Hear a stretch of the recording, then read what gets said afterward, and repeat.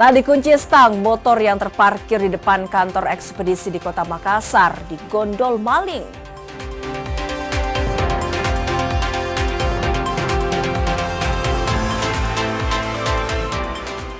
Tim SAR evakuasi mahasiswa yang terjebak dalam goa. Evakuasi berlangsung dramatis melalui tebing setinggi 25 meter.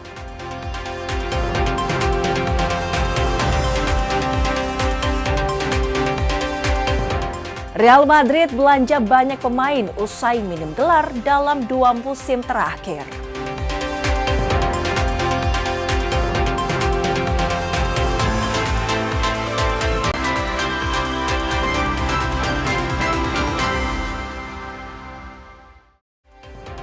Selamat pagi, saudara. Anda menyaksikan Kompas Pagi di Kompas TV, independen terpercaya. Selain 3 berita utama tadi, beragam informasi penting dan menarik lainnya akan kami hadirkan untuk Anda. Bersama saya Wafik Asisa, kita jelang Kompas Pagi selengkapnya. Saudara, aksi pencurian sepeda motor di Makassar, Sulawesi Selatan terekam CCTV. Pelaku yang beraksi seorang diri membawa kabur motor yang tidak terkunci stang dengan cara didorong. Rekaman kamera pengawas atau CCTV ini memperlihatkan aksi pencurian sepeda motor di depan kantor ekspedisi di Jalan Rege 2, Kecamatan Talo, Makassar pada 25 Juli 2026 dini hari. Pelaku dengan mudah membawa kabur motor yang tidak terkunci stang dengan cara didorong. Akibat pencurian ini, korban alami kerugian puluhan juta rupiah. Kejadian itu jam 4:40. Hari apa? Di hari Minggu, Pak. Minggu dini hari berarti ya? Iya, Minggu dini hari. Itu bagaimana caranya bisa hilang motor itu? Caranya itu pada saat kami semua ini selesai menyortir paket di jam 1. Ya, setelah itu kami semua kecapean dan tertidur. Dan di jam 4:30-an dia datang dari ujung sendiri pakai helm. Dia berdiri di sini kurang lebih 10 menit. Dan setelah dia lihat tidak ada orang, dia langsung melancarkan aksinya. Kasus pencurian sepeda motor ini telah dilaporkan ke Polsek Talo dan dalam penyelidikan pihak kepolisian. Arif Tirtada, Kompas TV Makassar, Sulawesi Selatan. Saudara, aksi pembalakan liar di kawasan hutan lindung di Kabupaten Buton Selatan berhasil digagalkan polisi. 5 warga ditangkap dan ratusan batang kayu jati disita sebagai barang bukti. Tim Unit Reaksi Cepat Satreskrim Polres Buton bersama Unit Reskrim Polsek Sampolawa mendatangi kawasan hutan lindung di Desa Handea, Kecamatan Sampolawa, Kabupaten Buton Selatan. Mereka menerima laporan dugaan penebangan kayu ilegal di kawasan hutan lindung. Polisi menemukan batang kayu diduga hasil penebangan liar.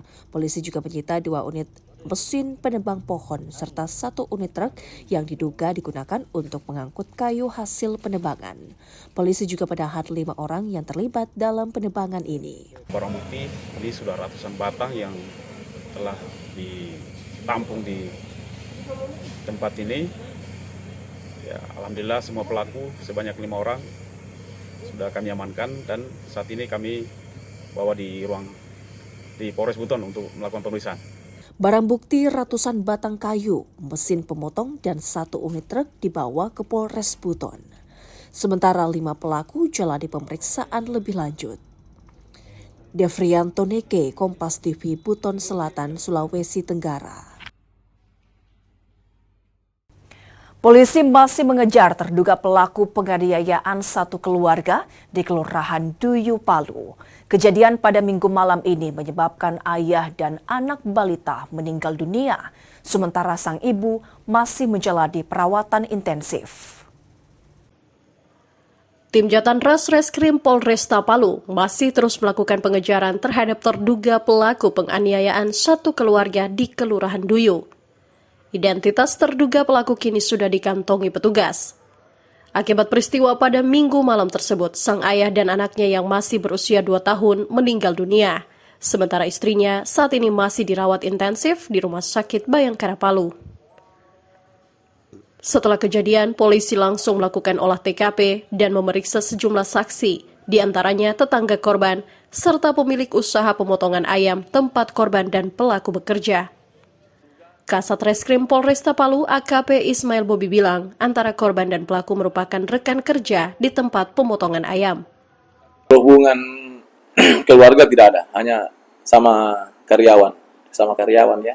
Berarti tempat dia sama-sama kerja di pemotongan ayam itu. Kondisi korban selain ada yang meninggal, itu ada yang kritis, itu seperti apa sekarang? Untuk istrinya korban, saudara Jamil, laki Jamil, itu sampai sekarang dari tadi malam itu dilakukan perawatan intensif di Rumah Sakit Bayangkara. Pihak kepolisian masih mendalami motif kasus tersebut, serta mengimbau warga agar segera melapor jika mengetahui keberadaan terduga pelaku. Tim Liputan, Kompas TV, Palu, Sulawesi Tengah. Saudara, Kejaksaan Negeri Jayawijaya menyita dana sebesar 18,2 miliar rupiah dari korupsi dana kampung. Dari kasus korupsi itu, 9 orang ditetapkan tersangka. Kejaksaan Negeri Jayawijaya di Provinsi Papua Pegunungan mengeksekusi pengembalian uang negara senilai 18,2 miliar rupiah, tindak pidana korupsi penyalahgunaan pengelolaan dana desa dan alokasi dana desa Kabupaten Lanijaya tahun anggaran 2022-2024. Kepala Kejaksaan Negeri Jayawijaya, Sunandar Pramono, mengatakan uang tersebut disita dari 2 terpidana, yakni YFM sebesar 16,2 miliar rupiah dan AS sebesar 2 miliar rupiah. Sunandar menjelaskan bahwa penyelamatan kerugian keuangan negara ini merupakan putusan pengadilan yang memerintahkan perampasan uang untuk negara. Selain uang tunai, Kejaksaan juga menyita sejumlah aset lainnya, di antaranya mobil, tanah, dan rumah yang tersebar di Wamena, Biak, Yogyakarta, Jayapura, hingga Toraja. Di hadapan kita ada sejumlah uang sebesar 18 miliar 242 juta 674 juta 102 rupiah. Uang yang kita dapatkan ini kita dapatkan dari terpidana YFM dan AS, dan berdasarkan putusan pengadilan untuk memerintahkan perampasan uang dimaksud sebesar 18 miliar ini dengan rincian kami dapatkan dari YFM sebesar 16 miliar 242 juta 674 ribu 102 rupiah, sedangkan dari saudari AS sebesar 2 miliar rupiah. Vindi Rakmeni, Kompas TV, Jayapura, Papua. Perusahaan Umum Daerah Pasar Manado akan menempuh jalur hukum terhadap oknum yang diduga sengaja merusak fasilitas pagar pembatas di kawasan hanggar pedagang ikan. Direktur Utama Perumda Pasar Manado Luki Senduk menegaskan, tindakan perusakan tersebut merupakan pelanggaran terhadap aset milik pemerintah daerah dan pihaknya akan menempuh jalur hukum. Menurut Luki Senduk, aksi perusakan pagar pembatas itu bukan kali pertama terjadi. Sebelumnya fasilitas yang sama juga sempat dirusak saat berlangsung aksi protes yang dilakukan oleh sejumlah pedagang ikan. Pembangunan pagar pembatas di hanggar pedagang ikan bukan bertujuan menyulitkan aktivitas para pedagang, namun merupakan bagian dari tata kelola pasar yang lebih baik sehingga kawasan hanggar pedagang ikan terlihat rapih dan menghadirkan kenyamanan bagi pedagang maupun masyarakat yang berbelanja. Terima kasih rekan-rekan media yang sore hari ini bersama kami. Pertama-tama tentunya kami sangat menyesali ada tindakan anarkis di Pasar Bersahati. Kami sebenarnya menerima semua masukan. Silakan menyampaikan aspirasi, kita kaji bersama, kita perbaiki bersama, kita buat Pasar Bersahati lebih baik lagi.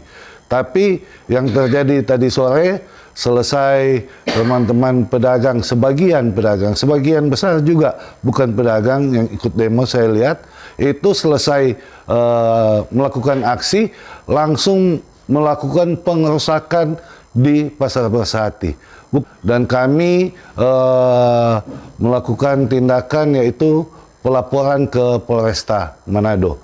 Pihak Perumda Pasar Manado berharap dengan adanya laporan resmi ke polisi ini akan memberikan efek jerah bagi oknum-oknum yang tidak bertanggung jawab. Jimmy Dapar, Kompas TV Manado, Sulawesi Utara. Pasca pengerusakan fasilitas pagar pembatas, aktivitas di pasar tradisional Bersahati Kota Manado kembali berjalan normal. Aktivitas di Pasar Bersahati Manado khususnya di lokasi penjualan ikan kembali normal pasca insiden unjuk rasa yang berujung pada kericuhan dan perusakan fasilitas oleh kelompok pendemo pada Senin 27 Juli 2026. Dari pantauan Kompas TV di lapangan, situasi Pasar Bersahati pada Selasa pagi telah berlangsung normal. Aktivitas jual beli antara pedagang dan pembeli telah berjalan normal. Para pedagang mengatakan meski situasi pasar sempat memanas pada Senin sore, namun pedagang ikan tetap berjualan demi memenuhi kebutuhan makan sehari-hari. Sekarang ini Pak, orang masih boleh dan belum terlalu stabil. Boleh jodang. Jadi mulai berjualan belum buat. Iya Pak, karena orang kasih kau nyana berjualan nyana mendapat doi kasih Pak. Tetapi apa keadaan apa tetap orang mesti berjual karena apa orang mencari doi kasih makan kasih yang cari doi makan dan orang di istilah Pak. Orang kalau nyanda demo Pak nyanda bagi tapi orang masih ini pasar masih belum stabil dan. Belum apa rantai ini pasar karena masih lagi-lagi ada sebentar lagi ada apa ini pasar. Orang masih berjual masih takut-takut nih mau jual Pak. Karena masih demo kalamaring toh. Katanya mau demo kalamaring Pak, mungkin orang bawa begini kasihan Pak. Orang juga kasihan di pedagang ada hak orang ini pasar mau demo. Cuma sampai masuk Bapak dirut. Kalau memang Pak ini kan peduli yang orang di pasar. Tata dengan bagus orang, kasih atur dengan bagus supaya dan kesan pedagang juga bagus mau jual. Sementara terkait insiden penganiayaan dan pengerusakan, pihak PD Pasar telah membuat laporan polisi di Polresta Manado. Jimmy Dapar, Kompas TV Manado, Sulawesi Utara. Sesaat lagi saudara, 6 mahasiswa KKN Universitas Hasanuddin dievakuasi tim SAR gabungan setelah terjebak di dalam goa. Informasinya akan kami hadirkan usai jeda berikut ini.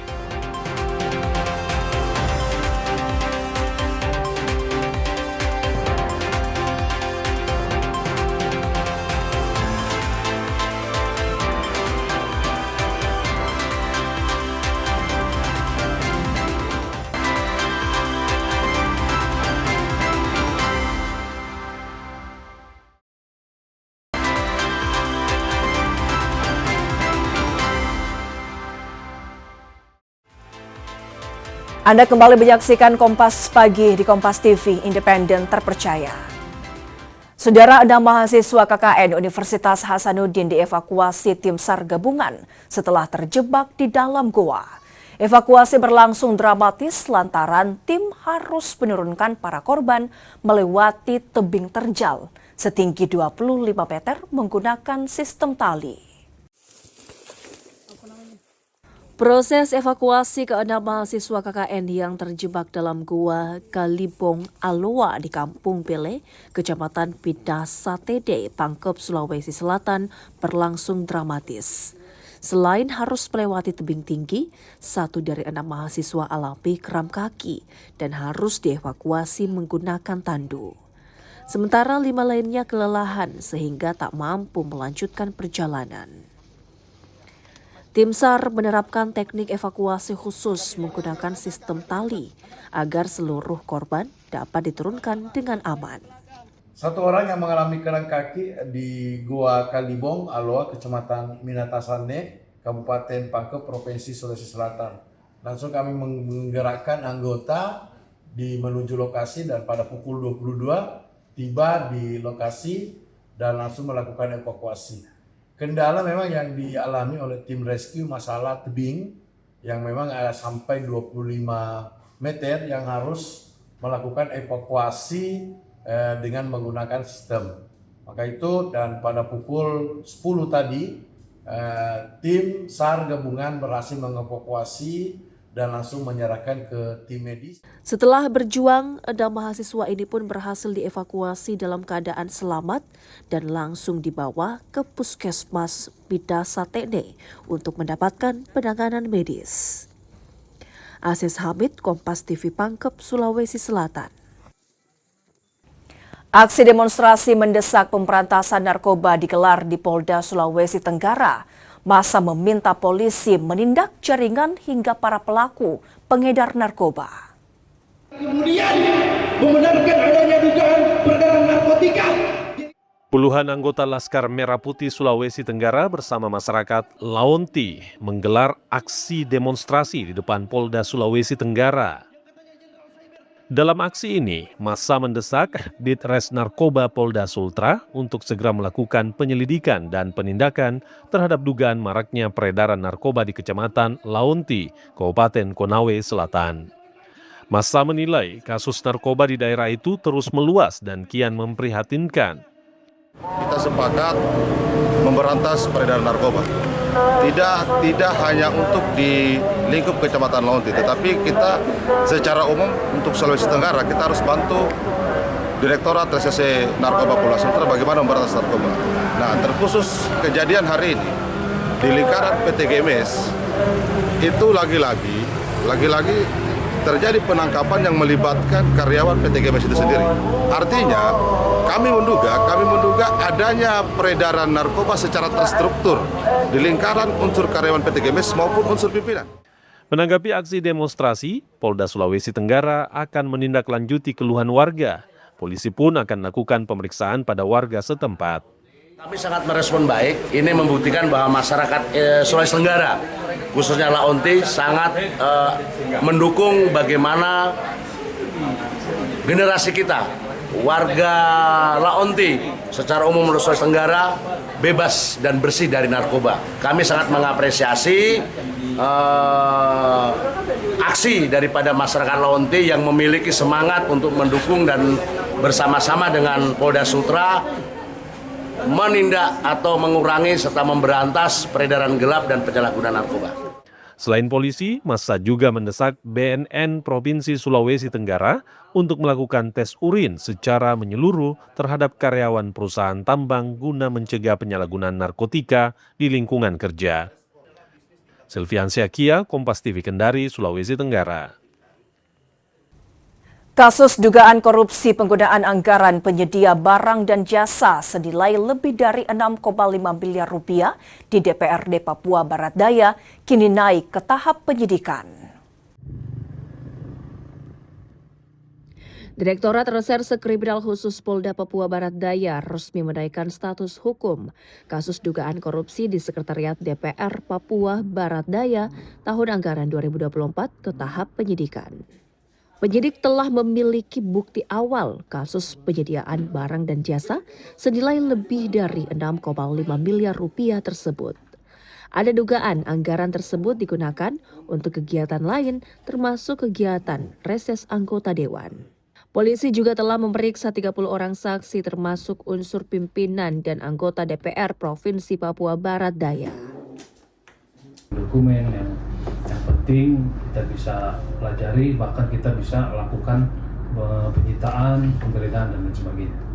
Nah, nanti kita jabarkan ya untuk yang ditanyakan tadi terkait dengan ada anggaran reses yang digunakan ya. Maksudnya dialihkan ke dana reses begitu? Ya, sementara masih informasi sementara berdasarkan full bucket ada kecenderungan ke arah ada anggaran yang memang diserap untuk anggaran reses DPR. Yang jelas indikasi awal dari hasil pemeriksaan kami ini modus yang digunakan ini pekerjaan fiktif untuk dialihkan untuk pekerjaan yang lain atau kegiatan yang lain. Termasuk yang tidak sesuai peruntukan dianggarkan untuk anggaran reses. Ya, itu yang nanti akan kami dalam penyidikan. Dampak kemarau panjang, warga Mapili, Polewali Mandar harus menggali sumur di dekat sungai untuk mendapatkan akses air bersih. Warga juga harus mengantri untuk mendapatkan air bersih tersebut. Hampir 1 bulan, sejumlah desa di Mapili, Polewali Mandar, Sulawesi Barat mulai merasakan dampak musim kemarau panjang. Sungai dan sumur rumah warga mulai mengering, membuat warga harus menggali dasar sungai untuk membuat sumur kecil agar mendapatkan sumber air bersih. Pagi hingga sore hari, menggunakan motor dan sepeda, warga bergantian memadati sumur untuk mendapatkan air yang digunakan untuk memasak. Kekeringan sumur, jadi kita lari ke sungai.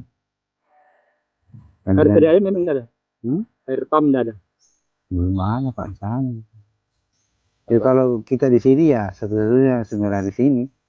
Pak, memang banyak orang yang ambil sini Pak? Banyak. Itu untuk minum atau untuk? Yang untuk minum.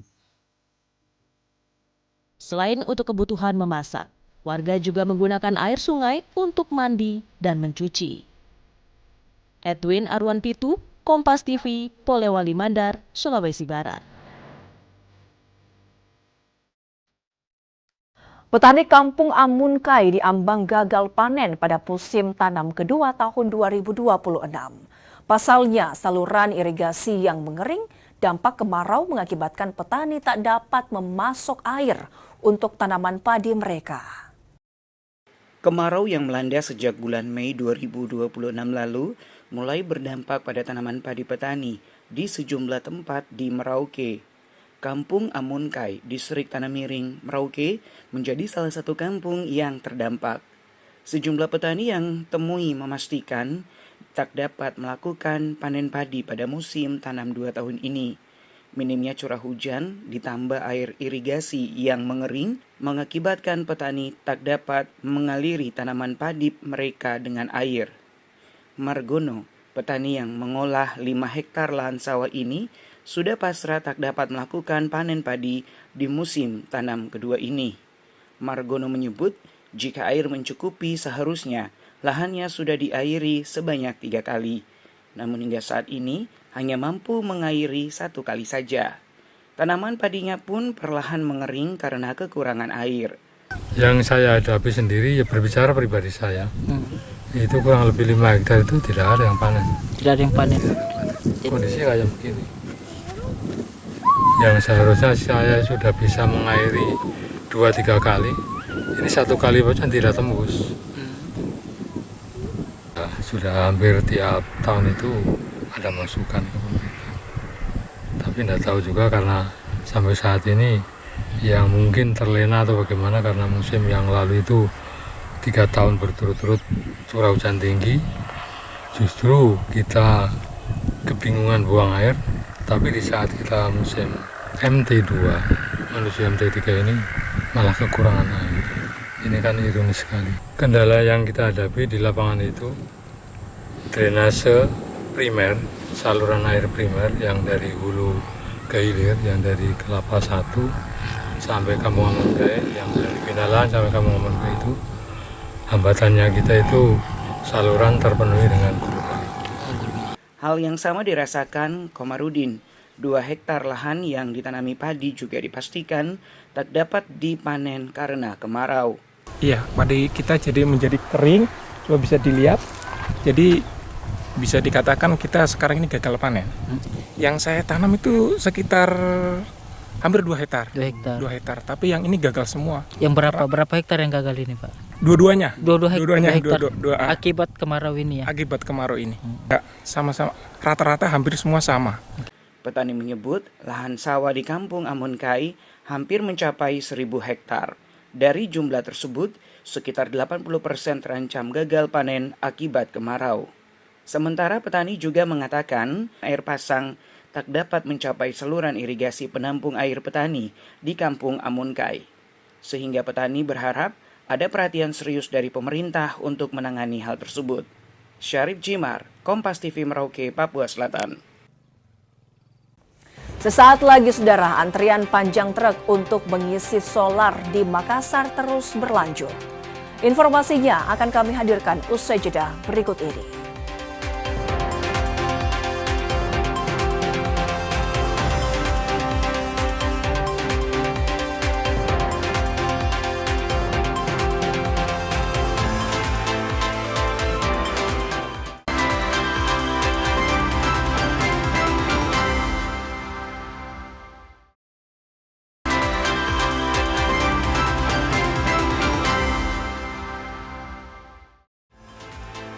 Terima kasih Anda kembali menyaksikan Kompas Pagi di Kompas TV, independen terpercaya.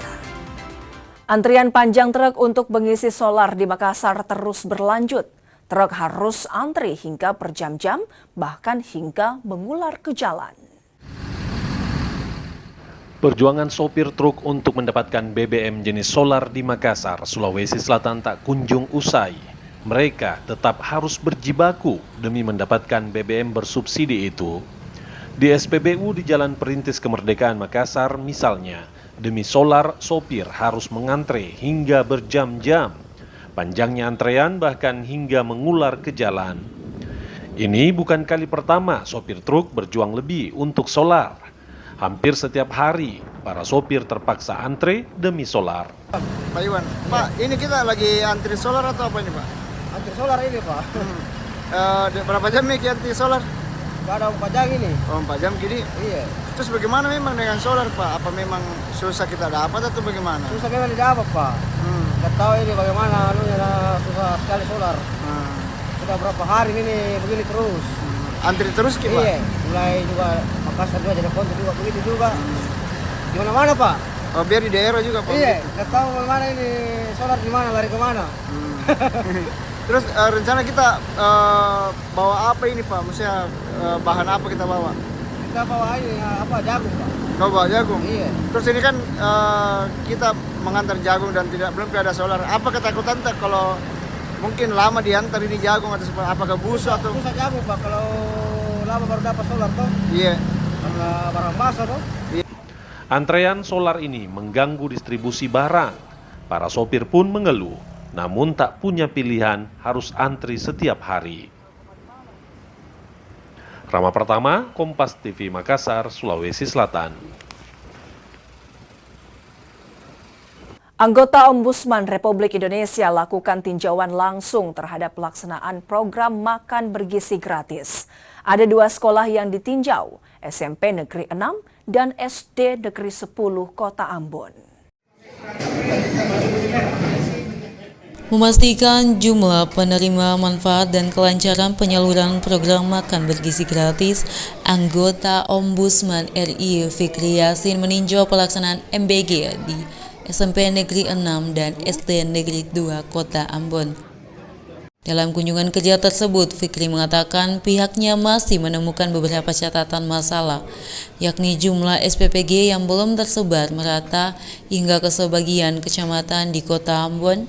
Akibatnya pelayanan bagi penerima manfaat belum bisa berjalan secara maksimal. Salah satu wilayah yang menjadi perhatian adalah Kecamatan Lei Timur Selatan. Di wilayah ini, SPPG belum tersedia. Kondisi tersebut membuat siswa penerima manfaat di kecamatan ini belum tersentuh program MBG. Maka kami Ombudsman mau memastikan bahwa program itu sampai betul di tingkat ujung masyarakat yang ada di Kota Ambon. Tujuan kami lebih kepada ke sana. Dan kami tidak menutup mata, temuan-temuan ini ada di lapangannya. Maka hari ini kami di Kota Ambon termasuk memastikan berapa kemudian kebutuhan penerima manfaat di sini, agar juga Pak Wali juga tahu di sini. Jangan sampai kemudian kebutuhan yang paling tahu, yang punya otoritas Pak Wali, tapi yang menempatkannya, misal karena dia program dari pusat, tapi Pak Walinya nggak tahu. Nah, harapan kita ada sinkronisasi itu. Dengan adanya koordinasi intensif antara Ombudsman, pemerintah kota, dan Badan Gizi Nasional Wilayah Maluku, diharapkan pembangunan fasilitas dapur gizi di kecamatan yang belum terjangkau bisa segera direalisasikan. Yaya Lating, Kompas TV, Ambon, Maluku. Institut Agama Islam Negeri atau YAIN Sorong menggelar kegiatan penguatan karir dosen dan tenaga kependidikan. Kegiatan ini digelar di Aula YAIN Sorong, Kota Sorong, Papua Barat Daya. Diharapkan mampu meningkatkan profesionalisme dosen, khususnya dalam mempersiapkan kenaikan jabatan fungsional. Melalui kegiatan penguatan karir ini, diharapkan semakin banyak dosen yang mampu meraih jabatan fungsional lebih tinggi, hingga kualitas pendidikan tinggi dan daya saing perguruan tinggi di Papua Barat Daya terus meningkat. Kami ingin meningkatkan status mereka dari sisi kualifikasi mereka untuk jenjang jabatan fungsional, misalnya menjadi profesor, menjadi lektor kepala, dan lektor ini merupakan salah satu bagian dari usaha untuk bagaimana mengakui profesionalisme dari dosen-dosen yang ada di kampus-kampus kami ini. Karena memang setiap dosen itu memiliki beban yang sangat luar biasa untuk bagaimana bisa menerapkan yang namanya tridharma perguruan tinggi di mahasiswa dan juga di masyarakat secara umum.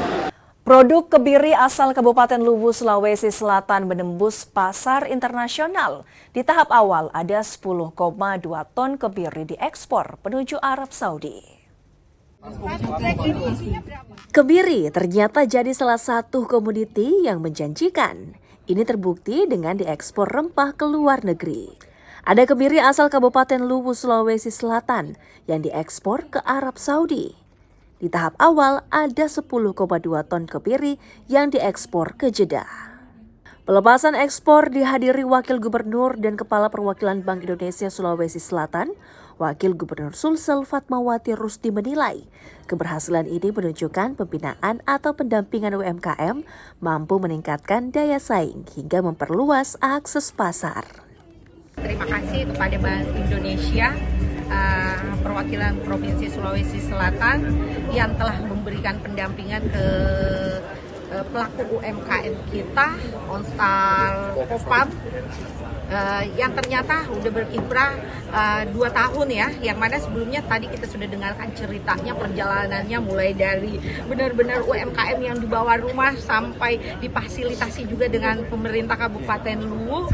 Dan ini adalah bukti bahwa sinergitas antara pelaku usaha, pemerintah, dan stakeholder lainnya untuk Sulawesi Selatan tentu ini membanggakan. Dan kita hari ini menyaksikan pelepasan ekspor ini, kita berharap ini mampu memotivasi kepada para pelaku UMKM kita untuk terus belajar dan meningkatkan kapasitasnya sehingga bisa tembus ke pasar internasional. Ini adalah seremoni pelepasan ekspor ya dari UMKM binaan kita, yaitu Onstar Pop Farm.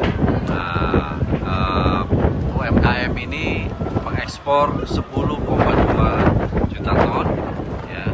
10,2 ton ya, 10,2 ton ke Arab Saudi. Nah, ini merupakan pengiriman yang kedua, yang sebelumnya di awal tahun, ya, dan dari total komitmen sebesar 80 ton. Jadi ini baru seperempatnya. Ekspor kebiri hasil UMKM ini ditargetkan mencapai 80 ton. Akan berlangsung dalam kurun waktu 2 tahun. Nila Rustam, Kompas TV Makassar, Sulawesi Selatan. Sesaat lagi saudara, demi akhiri puasa gelar, Real Madrid berburu pemain di bursa transfer awal musim ini. Informasinya akan kami hadirkan lepas jeda berikut ini.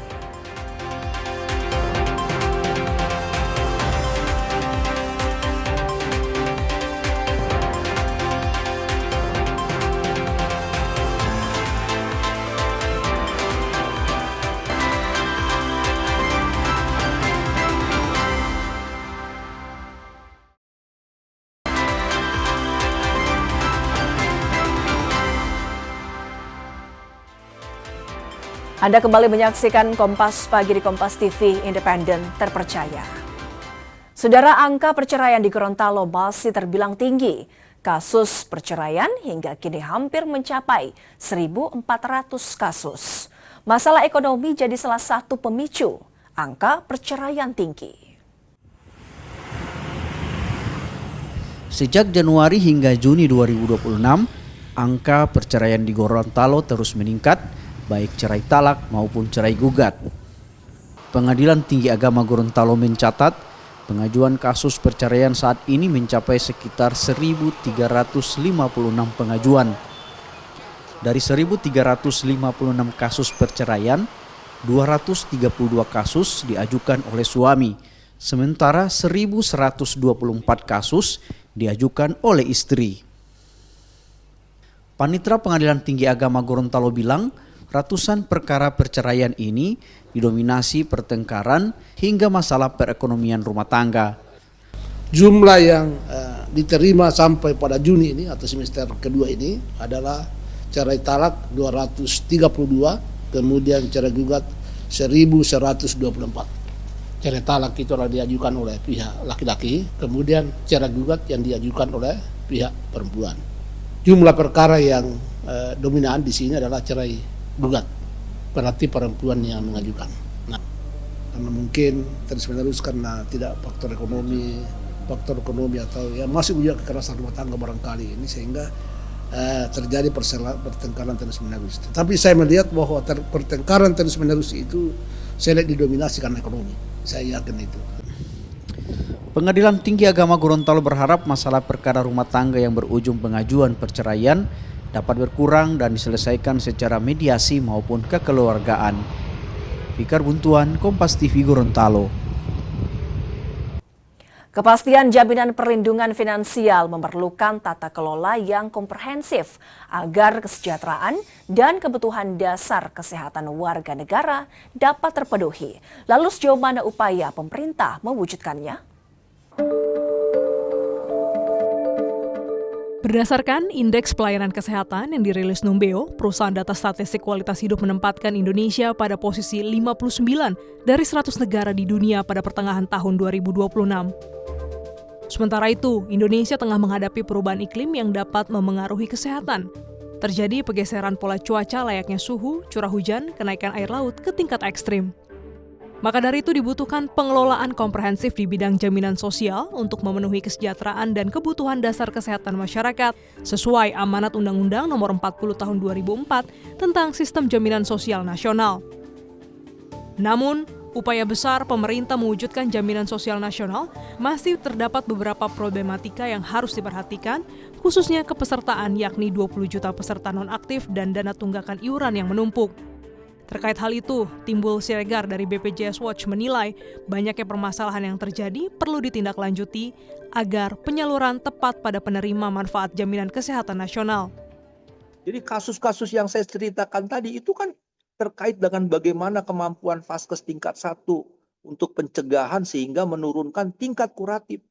Kemampuan rumah sakit untuk bisa diakses lebih mudah, bisa merawat tanpa lagi harus ada fraud yang dilakukan. Demikian juga dengan alat kesehatan, obat, itu juga harus dijamin karena pasal 22 ayat 1 itu menjamin bahwa obat adalah bagian yang dijamin oleh JKN. Di lain pihak, Hasbulo Tabrani, pakar ekonomi kesehatan, turut menanggapi problema yang terjadi dalam tata kelola penyaluran manfaat jaminan kesehatan nasional yang harus berpedoman pada kesejahteraan mendasar. Tujuan dari JKN adalah memastikan bahwa setiap penduduk yang sudah bayar iuran, jadi peserta, jika dia butuh pelayanan kesehatan sesuai kebutuhan medis, dia dapat dilayani tanpa harus menyebabkan kantongnya bolong. Pengamat asuransi Irfan Raharjo menilai sejumlah penyakit yang mengancam jiwa dapat menjadi beban BPJS.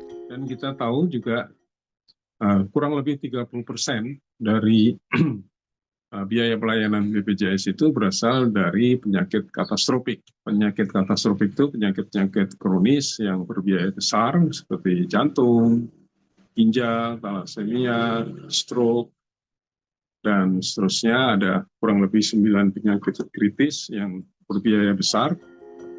Meskipun pemerintah tengah merencanakan solusi terbaik untuk terwujudnya jaminan kesehatan nasional yang dikelola oleh BPJS, asas gotong royong untuk melindungi penduduk Indonesia sejak awal dilahirkan hingga lansia tetap membutuhkan sokongan melalui iuran yang telah ditetapkan berdasarkan peraturan yang ada. Jadi memang kalau kita bisa asumsikan bahwa 9 dari 10 peserta BPJS Kesehatan itu merasa puas gitu ya. Tentu saja dalam hal ini kita sebagai suatu badan ya untuk penyelenggaraan pelayanan publik, tentu saja pasti harus ada perbaikan-perbaikan. Tren program Jaminan Kesehatan Nasional terus menunjukkan pertumbuhan dalam 3 tahun terakhir. Jumlah peserta meningkat secara konsisten, dari 260 juta jiwa pada 2023 menjadi 278,1 jiwa dan mencapai 282,7 juta jiwa pada 2025. Seiring bertambahnya peserta, pendapatan iuran yang sempat stabil di angka 151,6 triliun rupiah meningkat menjadi 176,7 triliun rupiah pada 2025. Pada saat yang sama, tingkat pemanfaatan pelayanan JKN juga semakin tinggi. Dari 606,7 juta kali pelayanan pada 2023, meningkat tajam menjadi 725,3 juta kali pada 2025. Kenaikan ini mencerminkan semakin luasnya cakupan peserta, sekaligus meningkatnya kebutuhan masyarakat terhadap pelayanan kesehatan melalui program JKN. Di situ baru terasa manfaat-manfaat BPJS, dari rawat inapnya, obat-obatan dari rumah sakitnya, ya kan. Terus sampai sekarang ibu saya masih terima manfaatnya di BPJS selama sudah berjalan 2 tahun. Terbantu sekali ya dengan adanya BPJS Kesehatan ini, khususnya untuk persalinan anak kedua saya. Ya full semua di cover sampai dengan pengobatan istri saya. Siapa yang tak ingin sehat?